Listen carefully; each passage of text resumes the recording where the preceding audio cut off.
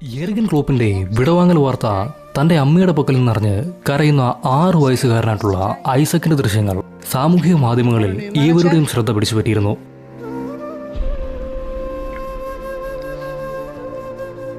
But it's okay. You don't need to get upset. You can still watch his videos. അതിന് പ്രധാന കാരണം wool ഹെർഷൻ syndrome എന്ന ജനിതക രോഗം ആ കുഞ്ഞിനുണ്ടായിരുന്നു. We don't know how his future's going to look. He might not be able to talk, he might not be able to walk, he might be deaf, he might not be able to see. At the hospital every other week, operation after operation. വെറും 2 വയസ്സ് മുതൽ ലിവർപൂളിനെ ഗാഢമായി ആരാധിക്കുന്ന ഈ ഒരു കുഞ്ഞിന്റെ ദൃശ്യങ്ങൾ ലിവർപൂളിന്റെ ശ്രദ്ധയിലും പെടുകയാണ്.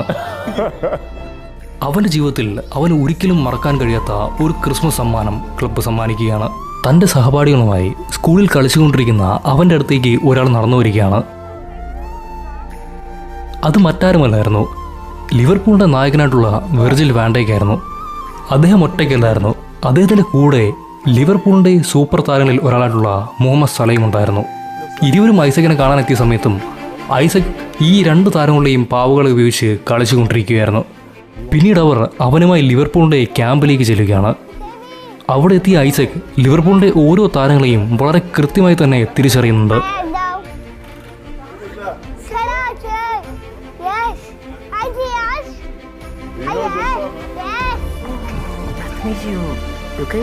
Virgil van Dijk ഐസക്കിനോട് ചോദിക്കുകയാണ്, നിനക്ക് എന്നോടൊപ്പം ഒരു വാക്കൗട്ടിന് വരാൻ താല്പര്യമുണ്ടോ എന്ന്.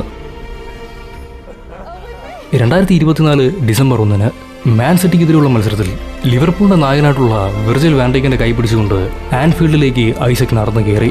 ലിവർപൂൾ തങ്ങളുടെ ആരാധകർക്ക് നൽകുന്ന ഒരു വാഗ്ദാനമുണ്ട്, you will never walk alone. അതിവിടെയും അവർ പാലിച്ചിരിക്കുകയാണ്. What's the future going to hold? Honestly, I couldn't have done any better because the quality.